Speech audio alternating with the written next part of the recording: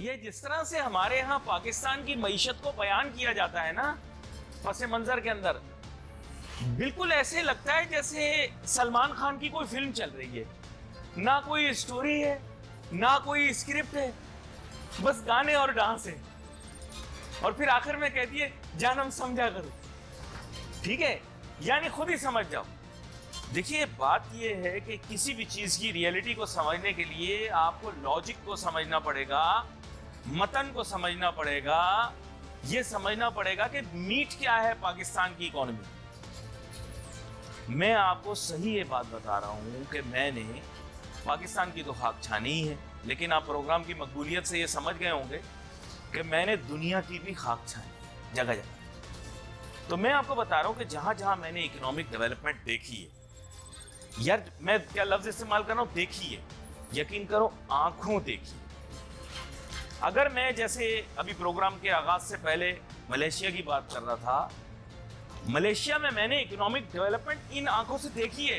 Economic development मैंने खुद देखा है वहां पर कि महातीर मोहम्मद ने कैसे एक मुल्क को ट्रांसफॉर्म किया। और ये जंगली लोग थे, मलेशिया वाले मले लोग जो हैं ये जंगली लोग हैं, जंगल में रहने वाले लोग हैं। अभी भी सबा सारावाक ऐसा इलाका है जहां पर पाकिस्तानी नहीं घुस सकते बगैर परमिट के। ठीक है, ये लोग जंगल में रहते थे। जब इन्होंने इस्लाम कबूल किया, कुछ रिवायात, कुछ फिक्र, कुछ सोच में तब्दीली आई, फिर उसके बाद जब जदीद दौर आया तो महातीर मोहम्मद ने इन्हीं जंगलों को काट के यहाँ पे पाम ऑयल प्लांटेशन लगाई। इन्हीं जंगलों के अंदर आपके यहाँ जो है वो निकला, क्या बोलते हैं आप, जिसे फॉसिल फ्यूल कहते हैं। ये बहुत बड़ी, ये पेट्रोनस टावर देखते हैं ना, 2 बिल्डिंगें, ये वो खाने वाले तेल से नहीं बनाई भाई, ये जलाने वाले तेल से बनाई है ये। और उसने ट्रांसफॉर्म कर दिया अपने मुल्क। हांगकांग में गया, यकीन करें, इकोनॉमिक डेवलपमेंट मैंने अपनी आंखों से देखी। मैच स्टिक्स की तरह बिल्डिंग्स खड़ी हुई यार, मैच स्टिक्स की तरह। और जिस बिल्डिंग की बेसमेंट में देख रहा हूं BMW, मर्सिडीज, टॉप की गाड़ियां, जबरदस्त, पता लग रहा है यार यहाँ इकोनॉमिक डेवलपमेंट। दुबई मैंने अपनी आंखों के सामने बनते हुए, दुबई की इकोनॉमिक डेवलपमेंट मैंने अपनी इन आंखों से देखी। अभी मैं देख रहा था वहां पर 5 स्टार होटल खुला है, यहाँ सब लोग उस तकरीबात में जा रहे हैं और वहां जाके जना फीते फूते काट रहे हैं, तस्वीरें खिंचवा रहे हैं। ये दीप पाम जब अनाउंस हुआ है उस टाइम पे जब पाकिस्तानी खरीदार इसके आए हैं, तो जब ये अंडर डेवलपमेंट था, मैंने देखा कैसे शेख की क्या विजन रही है। इकोनॉमिक डेवलपमेंट मैंने अपनी नजरों के सामने होती है। अभी भी आप देखें, लोग सऊदी जा रहे हैं, सऊदी में इंप्रेस हो रहे हैं, उम्रे के लिए जा रहे हैं, हज के लिए जा रहे हैं, देख रहे हैं ट्रांसफॉर्म हो रहा है जद्दा और रियाद। ये इकोनॉमिक डेवलपमेंट सारी मोहम्मद बिन सलमान की विजन है। आप लंदन शहर में जाएं, हर दफा जाएंगे शक्ल तब्दील हो जाएगी लंदन की, ये मैं आपको बात बता रहा हूं, गारंटी, मोहर लगा। आप अमेरिका में जाएंगे, अमेरिका में थोड़ा स्लो है पैटर्न, क्योंकि वो पहले बहुत ज्यादा डेवलपमेंट कर चुके हैं, लेकिन हर वक्त कोई ना कोई तरक्याती मंसूबा वहां पे चल रहा होता है। पूरे मुल्क में हाईवेज ही हाईवेज हैं यार। आपकी सोच है, आप कहते हैं ना मरी हम जाएंगे तो हम कागान जाएंगे, नारायण जाएंगे, वहां मरी कागान बागान नारायण वारायण कुछ भी नहीं है। अमेरिका में जाओगे पागल हो जाओगे। वहां बारिश का भी कतरा इतना बड़ा बड़ा गिरता है यार। मैं सही आपको बात बता रहा हूं, आपको क्या पता दुनिया का, ऐसे ही मारते रहते हैं कश्मीर है जन्नत है, कश्मीर है जन्नत है। यार आप स्विट्जरलैंड जाओ, लग पता जाएगा आपको। खैर एनीवे, मैं तो अपनी बहुत लंबी तकरीर जारी रखूंगा। पाकिस्तान की इकोनॉमिक डेवलपमेंट सिचुएशन पे आते हैं। मेरे साथ बहुत ही अहम मेहमान शामिल गुफ्तगू हैं, जनाब अतीकुर रहमान साहब, जो कि एक माशी तज्जियाकार भी हैं और ताजिर सनतकार बिरादरी के एक रहनुमा भी हैं। वेलकम करता हूँ आपको शो में अतीकुर रहमान साहब। बहुत शुक्रिया आपका।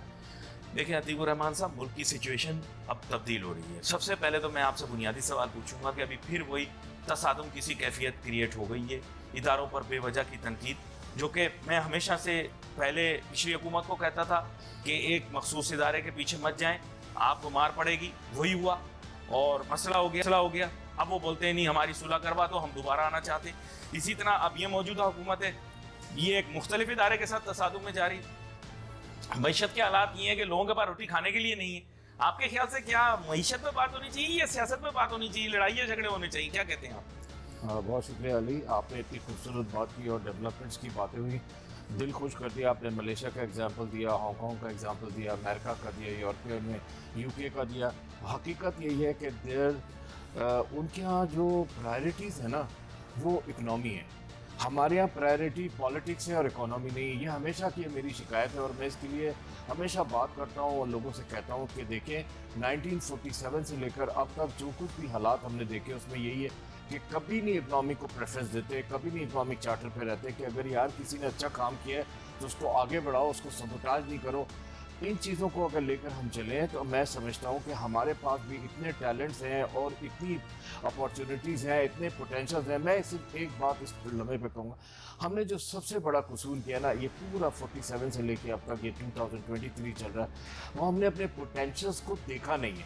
कौन से पोटेंशियल्स को नहीं देखा कि उन पोटेंशियल्स को, उनकी स्किल डेवलपमेंट नहीं की हमने आज तक। बुकिश डेवलपमेंट हो गई, यहाँ चले जाओ, वहाँ चले जाओ, ये पढ़ लो, वो पढ़ लो, इंजीनियर बन जाओ, डॉक्टर बन जाओ, लेकिन जो स्किल डेवलपमेंट है हमारी, हमने उस पर ध्यान नहीं दिया। अगर आज हम अपनी स्किल डेवलपमेंट पे ध्यान देते और जो हमारे पोटेंशियल्स थे उनको हम डेवलप करते बाय स्किल, तो हम यकीनन इस वक्त one of the leading country of the world होते। हमारी इकोनॉमिक कंडीशंस तमाम तर बैडलॉक्स के बावजूद, शॉर्ट कमिंग्स के बावजूद एक लीडिंग इकोनॉमी होती। मैं तो अपनी इकोनॉमिक की स्टडी में यही समझ पाया हूँ। और हम लोग दुनिया में वो फेल कंट्री हैं जिसने अपने पोटेंशियल को सबसे ज़्यादा नेगलेक्ट किया स्किल डेवलपमेंट। हमारी इकोनॉमिक की डर देखिए, आपने मलेशिया की मिसाल दी, आपने हांगकांग की मिसाल दी और दूसरे ममालिक की मिसाल दी। ये सब के सब अगर आप इनकी जड़ों में घुसे और इनकी इकोनॉमिक डेवलपमेंट, तो इन्होंने सबसे पहले अपनी कौम को स्किल डेवलप किए उनके। अब मैं मिसाल देता हूँ आपको, हमारे यहाँ अल्लाह पाक ने इतनी मार्बल दी है, इतनी मार्बल दी है जिसकी कोई, उसके तोड़े का तोड़े हम तोड़ते हैं, उल्टे सीधे तोड़ते हैं, मशीनें लगा ब्लास्टिंग करते हैं। और जी हाँ, और वो हमारे से इटली ले जाता है, वो हमारे से दूसरा मुल्क ले जाता है। उसके बाद जनाब वो एक खूबसूरत वैल्यू एड करके चीज़ें बनाता है, वो अपने महंगे दामों में उसी को अपने शोरूमों में रख कर बेचते हैं और हमारे लोग उसको खरीदते हैं। क्या ही अच्छा होता कि हमारी स्किल डेवलपमेंट होती मार्बल पे, हम मार्बल को डेवलप करते हैं, खुद ही बनाते हैं, खुद ही वैल्यू, ठीक है उनकी टेक्नोलॉजी के लिए टेक्नोलॉजी ट्रांसफर करा लेते, ये कोई जुर्म नहीं है, ये एक अच्छी बात है कि आप टेक्नोलॉजी ट्रांसफर कराएं। बात सारी यही आती है एंड में कि हमें देखना ये कि हम अपनी स्किल डेवलपमेंट को क्यों नज़रअंदाज करके बैठे हुए हैं। मैंने आपको एक छोटा सा एग्जांपल भी दिया। देखिए, स्किल डेवलपमेंट का आपने जिक्र कर दिया, ये तो समझें कि एक तरह से आपने पूरे मुल्क की जो एक ग्रास रूट प्रॉब्लम है उसको आपने एड्रेस किया। प्रॉब्लम मैं आपको बताऊं, स्किल डेवलपमेंट की तरफ लोग जाना नहीं चाहते, सॉफ्ट स्किल लोग सीखना नहीं चाहते। हर आदमी फिल्में देखता है, फिल्मों का बड़ा असर हो रहा है। मैं आपको सच बताऊं, हर बंदा बाबू बनना चाहता है। वो कहता है मैं दफ्तर जाऊं, मेरा रोब दबदबाओ, मैं किसी डेस्क पे बैठूं, काम करूं। लेकिन अब बात ये है कि हमारे मुल्क के अंदर ये वाली जॉब्स हैं, हमारे यहाँ स्किल ओरिएंटेड जॉब्स हैं। स्किल्स आप देंगे यंगस्टर्स को, चाहे वो किसी भी नोयत के स्किल्स हों, तो बहुत सारे काम निकल सकते हैं। सर, इसके लिए मुख्तलिफ वोकेशनल और ट्रेनिंग और मुख्तलिफ सेंटर्स बने हुए हैं, लेकिन आउटपुट क्या है ये मुझे बताएं। और साथ साथ ये जो बड़े सनती इलाके हैं, यहाँ पर भी मैंने देखा है कि बहुत सारे इदारे खुले हुए हैं। Are they working to their full potential? जी, तो ये बात सारी है कि आपका सवाल बहुत वैलिड है। ये एक कौम की कमज़ोरी है जिसका हमने जिक्र कर दिया इस तरह से आज स्किल डेवलपमेंट की एक नए पैराए पे जिक्र किया है। और हकीकत यही है कि इस कमज़ोरी को दूर करने के लिए जो इंडस्ट्रियलिस्ट हैं, जो बिज़नेस कम्युनिटी है, उसका सबसे बड़ा हक बनता है, उसका सबसे बड़ी जिम्मेदारी बनती है कि जब वो इस मुल्क से कमाते हैं तो उनको चाहिए कि इस मुल्क पे जहाँ दूसरी चीज़ों पे वो सोचते हैं पैसा लगाने के लिए, वहाँ स्किल डेवलपमेंट को भी बहुत ज़्यादा ध्यान दें। हर इंडस्ट्रीज को ये चाहिए, मैं हमेशा अपने चैम्बर में भी यही बात करता हूँ, हर जगह यही बात करता हूँ, जिस इदारे में जाता हूँ उसमें यही बात करता हूँ, जिस प्रोग्राम में आप लोग मुझे बुलाते हैं मैं यही बात करता हूँ कि खुदारा अपनी जिम्मेदारी को पहचानो, स्किल डेवलपमेंट पे ध्यान दो। हर आदमी, हर इंडस्ट्री, हर अदारा, हर चैम्बर अपनी डेस्क बनाए स्किल डेवलपमेंट की। जो बहुत ज़्यादा शौकीन बच्चे आए जो समझते हैं आप इस काबिल हैं, उनके अंदर कुछ एक्यूमेन है, कुछ पोटेंशियल है डेवलपमेंट का, आप उनको इनकरेज करें। ये बड़ा अहम नुकता आपने बताया है। एक और चीज़ जिस पर वर्किंग होनी चाहिए वो है एक्सपोर्ट डेवलपमेंट। एक्सपोर्ट लोग बहुत सारी करना चाहते हैं लेकिन बच्चों को पता नहीं कैसे करते हैं। Freelancing is not enough to make money. आपको अपने मुल्क से एक्सपोर्ट्स बढ़ानी है। एक्सपोर्ट के लिए हर बंदा तैयार, यकीन करो यार, 260 रुपये के आसपास जो है डॉलर, यार उनके लिए वी आर डर्ट चीप। हम कुछ भी चीज़ यहाँ से भेज सकते हैं। जनाबे वाला, बात ये हो रही थी कि अब एक्सपोर्ट्स जो हैं वो आपने अपने मुल्क में बढ़ानी है। एक्सपोर्ट की डोमेन अतीकुर रहमान साहब सिर्फ और सिर्फ बड़े बिजनेसमैन के लिए नहीं खोल रहा। जो कॉमन मैन है ना, हमारा बच्चा है, यूनिवर्सिटी कॉलेज में पढ़ रहा है, आजकल जो भी आइटम है देखो 260 रुपये का $1 हुआ खड़ा। ये एक बहुत छोटी विंडो है, इसके बाद कॉस्ट ऑफ डूइंग बिजनेस बढ़ जाएगी। इस विंडो के अंदर आप एक्सपोर्ट करने के लिए कॉमन मैन को भी तो एम्पावर करें, और इसके अलावा भी अगर आपके एक्सपोर्ट रिगार्डिंग कोई चीज़ें तो आप ज़रूर डिस्कस करें। जी अली, एक्सपोर्ट के लिए हमेशा मैंने और आपने बहुत आगे बढ़कर बात की, आपको अगर याद हो। और इस वक्त एक टारगेट आ रहा है एक्सपोर्ट्स को बढ़ाने का। पहले तो हम लोग $30 बिलियन पे रहते थे, 40-50 की बातें करते थे, अब आ रहा है $100 बिलियन का। अल्लाह पाक करे सबकी ज़बान मुबारक हो, ये $100 बिलियन का टारगेट हम अचीव करें। लेकिन प्रॉब्लम पता क्या है, जो लकूमा एक जो सबसे बड़ा प्रॉब्लम ये है कि आप जो कुछ इंपोर्ट करते हो ना, उससे आप वैल्यू ऐड करके एक्सपोर्ट कर देते हो। इंडिजिनस आपके पास कुछ नहीं है, ये है इसका मेन कहानी। इंडिजिनस नहीं, ये मंजिल है इसकी। देखिए, आपको जो रॉ मटेरियल है, अब देखिए अभी इंपोर्ट पे कर लगी, कंटेनर फंसे रहे, आपका रॉ मटेरियल फंसा रहा, फार्मास्यूटिकल वाले हाथ जोड़ के रो दिए। आप दवाई नहीं बना पा रहे थे, नहीं। ठीक है ना। सोप इंडस्ट्री सोप नहीं बना पा रही। इसमें क्या एग्जाम्पल है आपके पास। इन एग्जाम्पल्स को लेकर जब आप देखते हैं तो आप ये देखते हैं कि आपकी इंपोर्ट बेस्ड एक्सपोर्ट है। ये आपने समझा मेरी बात?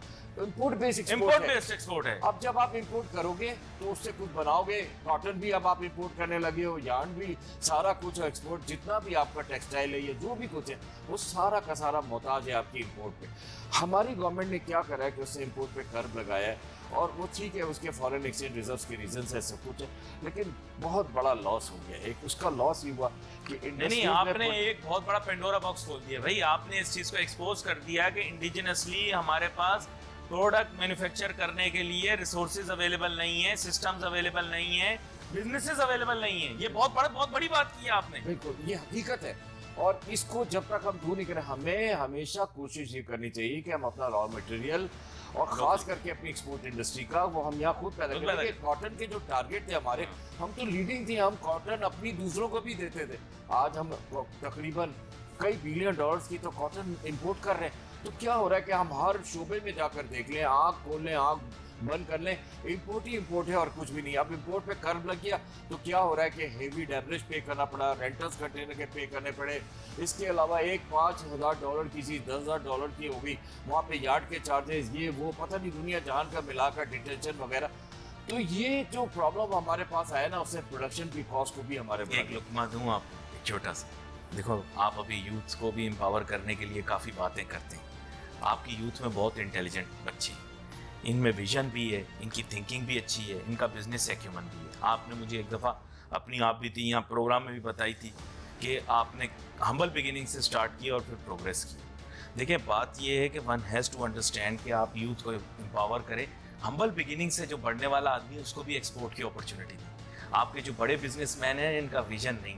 कल भी मैं एक बात कर रहा था, मेरे बुजुर्ग ने एक बात बताई थी कि दौलत, शक्ल और अकल, इन तीनों चीज़ों का आपस में कोई ताल्लुक नहीं है, और इंसान को एक साथ मिल जाए, ये भी बहुत बड़ी बात है। तो सर, आप क्यों ऐसे कहते हो कि दौलतमंद का बेटा जो है वही एक्सपोर्टर बने? आप आम आदमी को भी बनने दो ना एक्सपोर्टर। नहीं, बहुत अच्छी बात करिए, इसकी इंकरेजमेंट होनी चाहिए। और जहाँ वीमेन एम्पावरमेंट पे काम हो रहा है स्टेट बैंक में या किसी और इदारे में, वहाँ पे यूथ एम्पावरमेंट पे भी काम होना चाहिए। हमारा बच्चा ग्रेजुएट होकर निकले तो उसको 1-3 महीने की इंटर्नशिप मिलनी चाहिए, उसमें वो सीखे, उसके बाद वो एंटरप्रेन्योरशिप की तरफ चला जाए। इस पे आप भी वर्किंग करें, इस पे आप भी वर्किंग करें। उसकी वजह मैं आपको बताता हूँ। देखिए, पूरा दिन इस मुल्क के अंदर बात होती है एक्सपोर्ट पढ़ो, एक्सपोर्ट पढ़ो, एक्सपोर्ट पढ़ो। बच्चे को हम तैयार कर रहे हैं, बोल रहे बेटा तू एंटरप्रेन्योर बन जा, तू दुकानदार बन जा, तू दूध आला बन जा, तू ये। उसको बच्चे को कॉलेज से ही ट्रेन करना शुरू कर दे, तूने एक्सपोर्टर बनना है बेटा, तूने एक्सपोर्टर बनना है। यार अली, बात सुने, मेरी बात सुने, मैं आपको एक बात बोलूं। आपकी कॉटेज इंडस्ट्री $10 बिलियन की आपको एक्सपोर्ट दे सकती है। आपने अपनी कॉटेज इंडस्ट्री को बर्बाद कर दिया यार। क्या इंसेंटिव दिया आपने अपनी कॉटेज इंडस्ट्री को? फाइनेंसिंग नहीं देते हो, कहां से करेंगे? फाइनेंसिंग क्या, आपने उनके जो शेड बनाए थे वो भी अपने हथिया लिए। इसके अलावा आपकी जो कॉटेज इंडस्ट्री है जिसमें लोग काम करते हैं, इतने हुनरमंद है यार। छोड़ दो सारी बातें, सिंध की बात ले लो। हमारी सिंध की अपनी कॉटेज इंडस्ट्री इतनी रिच है कि आप टोपी, अजरक, सारी जो चीजें हैं जो आप बड़े फख्र से लोगों को पहनाते हो, इसको अपने नेशनल इंटीग्रिटी बनाते हो, उसी की इंडस्ट्री को आप फरोग देते हो। सारी दुनिया में इसकी डिमांड है हमारी, उसमें कोई इंकरेजमेंट नहीं हो रहा, कोई फाइनेंसिंग नहीं हो रही। मैं आपको चैलेंज से कहता हूं कि आप सबको छोड़ दो, एसएमई की बातें छोड़ दो, अभी मैक्रो फाइनेंसिंग की बात छोड़ दो। आप सिर्फ कॉटेज इंडस्ट्री की ग्रोथ, $10 बिलियन आएगा। आप ग्रोथ करो, $10 से $12 बिलियन आपको सिर्फ कॉटेज इंडस्ट्री आपको देगी। औरंगी टाउन और कोरंगी और मुज़फ़्फ़राबादी इलाकों के कॉटेज इंडस्ट्री पे काम करने वाले इतने हुनरमंद है। मैं तो इनमें गया हूँ, इनकी बातें सुनी, हम तो इनको डील करते हैं। लेकिन इनके पास ना फाइनेंसिंग है। आप इंटरेस्ट रेट पे इंटरेस्ट रेट बढ़ाते जा रहे हो। आप एक ही बात बोल रहे हो कि जी इंटरेस्ट रेट बढ़ाकर में हम इन्फ्लेशन को चेक कर रहे हैं। सारी दुनिया की इकोनॉमिक्स मैंने पढ़ ली, मुझे समझ नहीं आती कि इंटरेस्ट रेट बढ़ाकर इन्फ्लेशन कैसे चेक होता है। एक्सेस टू फाइनेंस महंगा से महंगा होता चला जा रहा है। एक गरीब कॉटेज इंडस्ट्री वाला बैंक से पैसा कैसे बोरो करेगा? आप 36% पे तो माइक्रो फाइनेंसिंग कर रहे हो इस वक्त। तो यार आप कॉटेज इंडस्ट्री को बढ़ाओ। आप जो गरीब का बच्चा है, जो यूथ है, जो थोड़ा पढ़ के निकला है, वो उस कॉटेज इंडस्ट्री में बाप दादा की उस हुनरमंदी को लेकर आगे बढ़ने को तैयार है इस वक्त। लेकिन आप उस पर टैक्स की भरमार करते हो। 19 आदमी आप बेचो, उससे ये वाला टैक्स ले आओ, उसका वो वाला टैक्स ले आओ, उसका वो वाला टैक्स ले आओ। सर ऐसे कैसे काम चलेगा? आप पाकिस्तान का मुस्तकबिल सिर्फ होम टेक्सटाइल से तो पूरा नहीं होगा ना सर। मेरा भी जहन यही कहता है, आपसे मिलता है कि इसमें थोड़ी डाइवर्सिफिकेशन लेके कॉटेज इंडस्ट्री को लेकर आए। अच्छा, मैं एक और इंडस्ट्री आपके सामने रखता हूँ, वो है ये फूड प्रोसेसिंग की इंडस्ट्री। अभी हर बंदा गल्फ फूड पे पहुंचा हुआ तस्वीरें खिंचवा रहा है। मैं बोलता हूँ सर आप यूथ को एम्पावर क्यों नहीं करते? ये खाली टमाटर की चटनी ही बेच बेच के आपने अमीर होना। और पता नहीं कितनी प्रोडक्ट्स हैं, आपको पता है इस चीज की कितनी प्रोडक्ट्स हैं दुनिया में जो पाकिस्तान में प्रोड्यूस हो सकती है? मैं बोलूं? हाँ आप ही बोले ना। आप फूड प्रोसेसिंग में अगर जाएं तो आप वन ऑफ द लीडिंग है। आप लाड़काना में अमरूद पैदा करते हो, 20% अमरूद बिक जाता है, 80% बकरियां खा के नाली में फेंक देते हो आप। Don't tell me. मैं आपको बोल रहा हूँ नाज़रीन, एग्रीकल्चर अगर बेस है आपका, हॉर्टिकल्चर अगर आपका बेस है, तो आप उसको यूटिलाइज करो। अभी सब लोग गए हुए गल्फ फूड तस्वीरें खिंचवा रहे हैं, वहां पर फोटोएं खिंचवा रहे हैं, लेकिन यूथ को एम्पावर करना है, विमेन को एम्पावर करना है, न्यू ब्लड को, फ्रेश लोगों को एम्पावर करना है। लेकिन अतीक साहब बोल रहे हैं कि हम लोग फूड प्रोसेसिंग करने के बजाय फूड वेस्टेज कर रहे हैं। तो मैं ये जानना चाहता हूँ अतीक और हम इस फील्ड में हो क्या रहा है, हमें भी समझाएं और क्या क्या हो सकता है ये भी बताएं। देखिए अली, बात यह है कि फूड प्रोसेसिंग की जब बात आती है तो मैंने तो सिर्फ एक एग्जांपल दिया अपने अमरूद की कास्ट का। बहुत जगहों पे हमारे यहाँ अमरूद एक से एक नस्ल का होता है, मलीर में होता है, हैदराबाद में होता है, लाड़काना होता है। तो मैंने एक मिसाल दी, किनू है। इस तरह की बेशुमार परवरदिगार की नेमतें हैं जो पेरिशेबल आइटम्स हमारे यहाँ होते हैं, हम उनको प्रिजर्व नहीं कर पाते। थोड़ा सा इस्तेमाल करते हैं, जाहिर है जितनी इसकी रिक्वायरमेंट है वो इस्तेमाल हो जाता है। और लॉजिस्टिक की कुछ महंगी होने की वजह से ये उधर उधर जाने में भी इसकी थोड़ी सी प्रॉब्लम होती है। सप्लाई चेन असल में इसमें ना डिस्टर्ब है बहुत ज़्यादा हमारे पास पेरिशेबल्स में। मैं आपको एक बात बताऊं कि इसका जो प्रिजर्वेशन है ना, वो फूड प्रोसेसिंग का और यूनिट्स होते हैं, वो आप जिसको उर्फ़े आम में कोल्ड चेन कहते हैं, कोल्ड स्टोरेज कहते हैं, वो हमारे पास थोड़े नापैद हैं। उसकी वजह ये है कि पिछले दिनों काफ़ी काम भी हुआ फूड चेन पे, और अब फूड चेन इंशाल्लाह ताला डेवलप होंगी। मैं एश्योरेंस देता हूँ इस बात का। काफ़ी इंडस्ट्रियलिस्ट और प्राइवेट एंटरप्रेन्योर्स ध्यान भी दे रहे हैं इस पर। लेकिन फूड चेन डेवलप हो जाएगी तो हम प्रिजर्व कर सकेंगे। और जैसे आलू को प्रिजर्व करते पूरे साल आलू प्रिजर्व होकर रहता है, और आप उसको पोटैटो चिप्स बना के सारा साल ये जो बिक रहे हैं खा रहे हैं, इसी तरह ये चीज़ें भी प्रिजर्व होंगी और हम इसकी जो बाई प्रोडक्ट्स हैं वो भी बना सकेंगे और उनको हम अच्छे से पैकिंग भी कर सकेंगे। लेकिन इसका बेस है कूल चेन। तो कूल चेन पे डेवलपमेंट पिछले दिनों न्यू कि हमारे पास एनर्जी एक तो महंगी है, दूसरे एनर्जी क्राइसिस भी थे हमारे बहुत। आपको थोड़ा सा एनर्जी महंगी ज़रूर है, उसमें तो कोई कंट्रोल हो नहीं पा रहा है, वो मुस्तकिल उसके दाम बढ़ रहे हैं, चाहे कमर्शियल हो चाहे हाउस हो। लेकिन उसके बावजूद कूल चेन्स डेवलप होंगे इंशाल्लाह, और हो रहे हैं, जैसे कि purpose build warehousing develop हुई। तो इसके साथ साथ मैं आपको एक बात और बताता हूँ, पंजाब में फिर भी सिचुएशन बेहतर है यकीनन। लेकिन अतीक साहब, सिंध के अंदर सिचुएशन इतनी खराब है, और जो बात आप सप्लाई चेन की कर रहे हैं, वहां पर लॉजिस्टिक्स का आपने जिक्र किया, उसको मैं ये क्लियर कर दूं कि एकलव्य न्यूज इंडिया, अंतर्राष्ट्रीय खबरों का मंच।